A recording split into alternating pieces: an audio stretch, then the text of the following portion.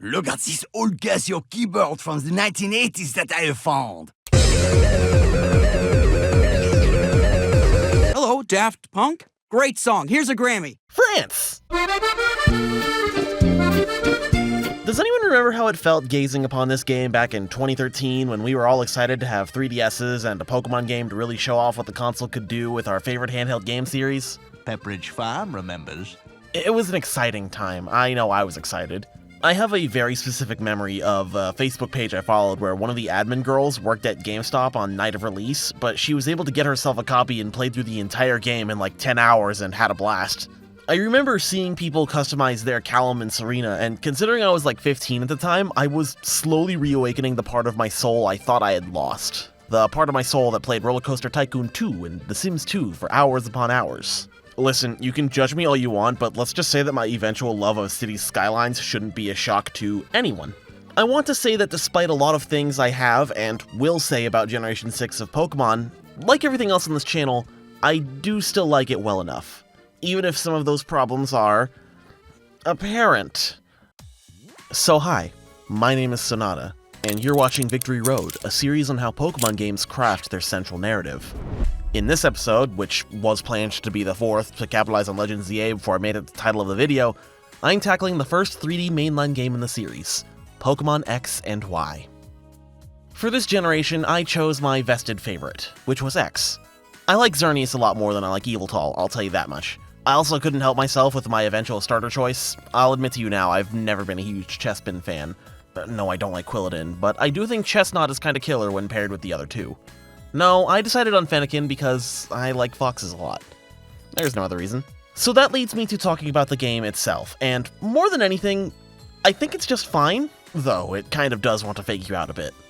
I mentioned in the black and white video that 5 rival fights before you even have the chance to take on the first gym is way too many, and I won't defend that decision. That being said, it's major restraint on the part of Generation 6 to only have you fight Rival B before the first gym.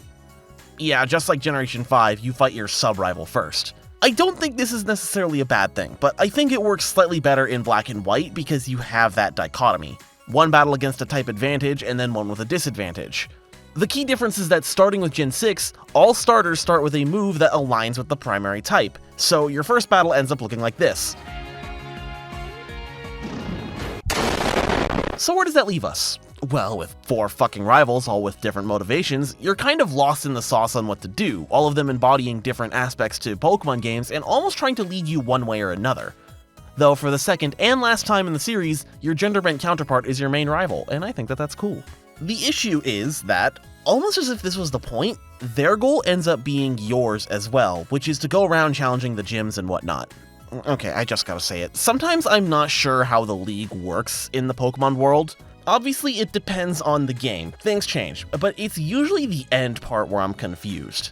The Elite Four and the Champion Fight are all this event that can just happen at any time, but is that really the truth? For the first time in the series, the champion is like a celebrity, kind of? Diantha is a famous movie star along with being a top-level Pokemon trainer. What if someone challenges the Elite Four during one of her shoots? Does she quickly travel back and shit?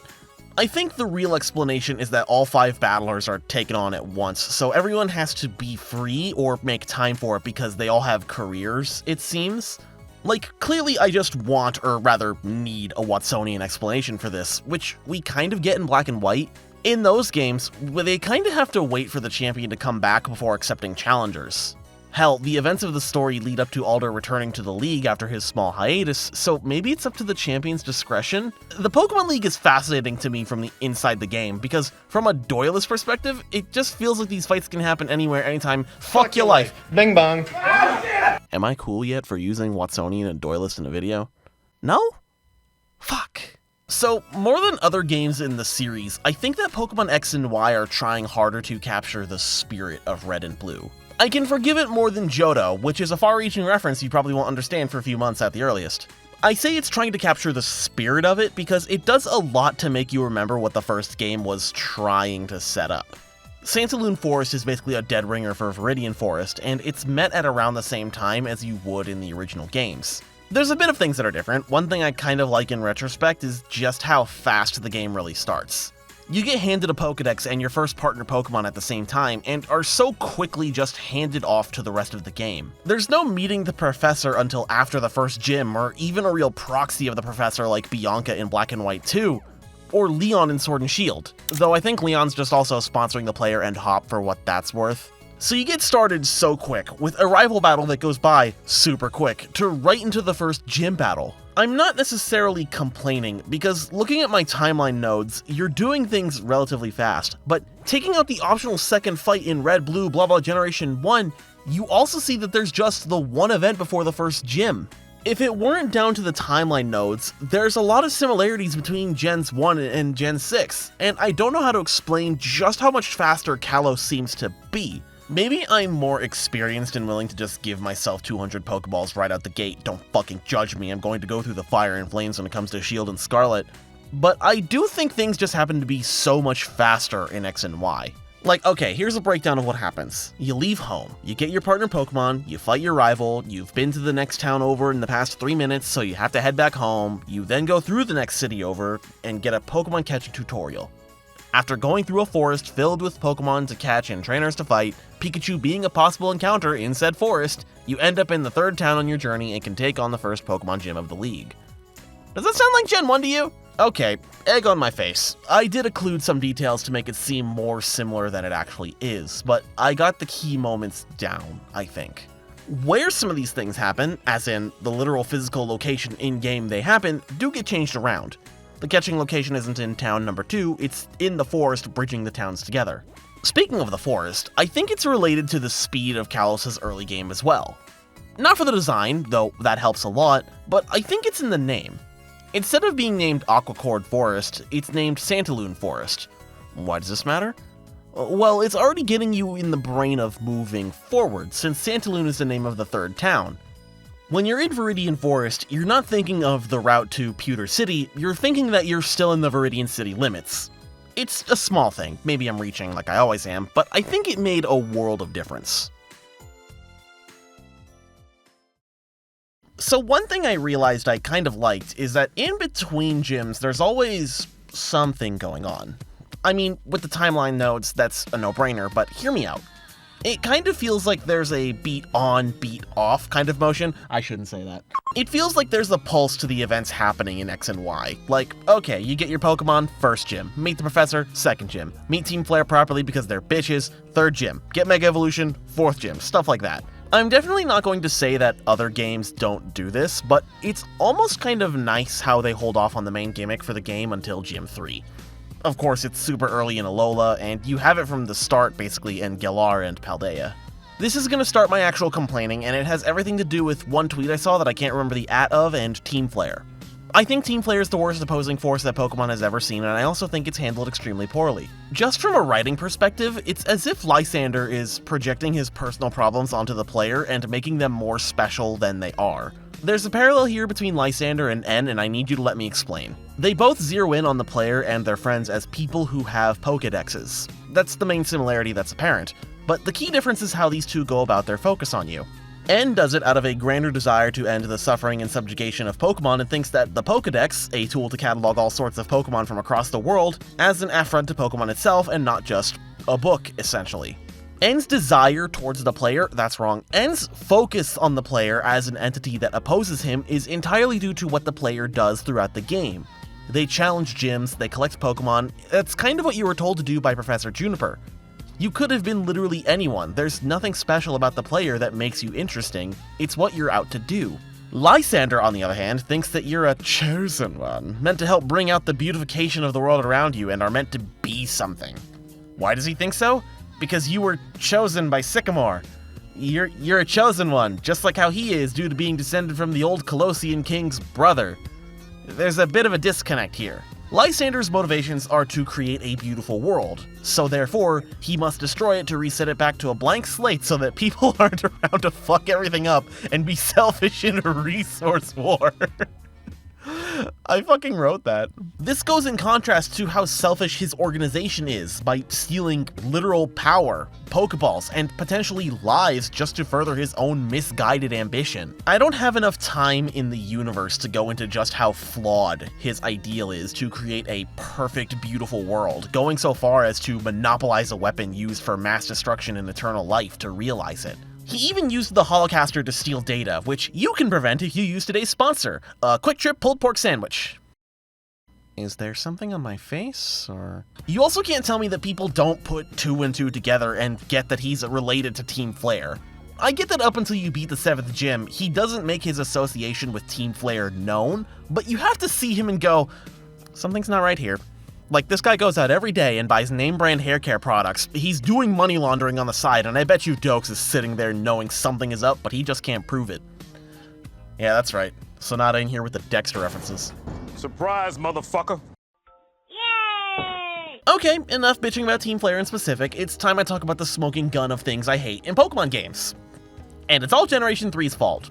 There's a commonality in things that Pokemon games do, and it's making you defeat the bad guys before you're proven to be the best in the region, and that kinda makes me feel like I haven't earned it yet. This started in Hoenn, and it means so little there because it's as if the game doesn't trust that you're interested enough in what's going on, so it throws the legendary Pokemon in finishing off Team Aqua and Magma so you can feel better about yourself. Possible. Oh, dingle, dingle, dingle, dingle, jingle, jangle. It's okay. Look at the shiny. You just kicked the shit out of the Mafia. You think the 8th Gym Leader and the Elite Four mean anything to me? Get out of here. Bring me the champion. This has the effect of making you feel fucking awesome when you're 8 years old, but if you're me, it's always had the effect of making the rest of the league an afterthought. That's why I don't like it. I don't like that it got retrofitted to be in Heart Gold and Soul Silver either, and I'll fucking get to that game when I get to it. Like, yes, I'm rolling up on Wolfric with Xerneas. I'm better than him because I got to take down a multi-millionaire with nothing but my luchador friend. This is the most obscure Mucha Lucha reference I could make, and I think I spelt the name wrong. Why, me name is Rick O'Shea. So this begs the question, how do I feel about the games as a whole? Well, I think overall I had a good experience. I definitely feel more positive than I did even just a year ago. It's hard to explain, but I felt this lingering resentment towards X and Y for feeling unfinished and rushed, and it is, and it was, but overall, I think I had a decent experience. I'm not sure if I ever really want to replay this game, but it's doing things that I like. Some quality of life features are here or just made a lot more better, if that makes sense. Like, the bag screen is condensed to let you see your Pokemon so you can immediately tell who needs the heals instead of having to check 2 separate menus. That's great. I think that Kalos has some issues with taking agency away from the player or not giving them a defined enough thing to want to do. It's almost as if this trip around the Kalos region was preordained as something you just kind of have to do at your age. I felt very strung along, which isn't helped by the way your friends talk about how they move through the region, where next to go on the trip. I definitely feel that they capture that they're meant to be your friends more than anything else rather than a rival, something they half bounce back on in the next generation, with Hao acting as both a good friend and a rival. I love Hao, by the way, he's just like me, for real. So here's the part you've all been waiting for. Those 3 questions I asked myself to answer about the games, and I'm gonna be honest with you, I already don't like them that much, but I think there's something to note that there's a spirit to them. When talking about decently spaced events, I realize that's a bunk thing to talk about when it comes to overall pacing. I can make that point very clearly without answering a yes or no question. When it comes to events having wiggle room, I wonder if that even matters because every game past Gen 2 is kind of rigid in its structure, so it doesn't matter any. I was really looking for if the game lets me move a fight or 2 around, but considering my praises for the fact that this isn't your story, it's just a story, I think it makes no sense to keep them up. So what can we learn from Pokemon X and Y? Well, for starters, just to get my biggest bitch out of the way, it's to make cities not like Lumio City with dogshit controls. It'd be easier to navigate if this weren't on the 3DS with a camera angle locked to right behind me most of the time. I think it's pertinent to understand that it's not necessarily the amount of a certain type of event that can make or break a problem, but how they're used. Potentially bad example, but since I'm left to assume that admin encounters with the opposition are significant, I made sure that every admin encounter gets a separate node. But considering that Team Flare has grunts, admins, and scientists who are admins with candy hair, fucking fight me, there are a million admin fights. A lot of them are pressed up right at the end and not balanced out as if a manager was on the job site making sure everything goes smoothly. Seriously, right at the end is a shit ton of admin fights, back to back to back, and then right before you fight Xerneas for Eviltol, there are like 4 admin fights! What the fuck is this game? And then Lysanderoth comes in with his Dogoth getup like, come on. What are we doing? That's why the amount of rival fights in Black and White bothered me so much. They could have, hell, should have spaced them out a bit more than they did. The gyms, I feel, have an almost perfect level curve in this game. Sure, there were things that I was definitely overpowered for, but I think the first gym being sub 20 and the 8th gym pushing 60 feels right, if that makes sense. I think more 8th gyms should push 55. It gets you to just about the recommended power level for Pokemon, and you're more than likely already familiar with their movesets. And since some Pokemon evolve Magnum late, Larvesta, Violas, Generation 5 Pokemon in general, let's not beat around the bush. The fact that Diantha is in the game just about as much as Cynthia and does about the same amount of shit as her in Diamond and Pearl speaks a lot to how a region shakes up and makes things memorable. I think Diantha doesn't make as much of an impact because her team is a lot easier to deal with. You're not pigeonholed into one type of team and told to suck it up when you get to the Pokemon League building because the region is better designed around things. I think the only HM move you require is Surf, and that's majorly contrived into existing, which is why they give you a Lapras the nanosecond before you need to cross a river. I also don't see art of Diantha on the regular with breasts bigger than her head, so there's that. I almost want to say that the Kalos region can very easily fall into having a team, so to speak. It's why people think Cynthia is hard. They're already typecasted what Pokemon they have. Kalos' team looks like this: Kalos starter, Kanto starter, Mega Lucario, Sylveon, Lapras, and a swing pick. Usually it's Talonflame or Hawlucha, depending on if you want your dedicated fly user to punch things or set them on fire. If you started an X or Y playthrough between late August and October, you went with Hawlucha because you're predictable and so am I. And so, here's the timeline for Pokemon X. I had a lot of fun revisiting this game, and I am beyond excited for Legends ZA to come out because I think Kalos had a lot of potential that, quite frankly, was never reached. I'm told there was a lot of stuff that got cut, and I can feel it, but I think it's a worthwhile entry to the series that, while harkening back to the old stuff too much for my liking, still earns its place among the pantheon of good Pokemon games. Which is all of them. It does gangbusters for how you view a person for what Pokemon game they think is the worst. They're all easily 7 out of 10 experiences, but which one a person thinks is a 5 at best says a lot about them. But, with all of that said, my name is Sonata. Let's continue down Victory Road.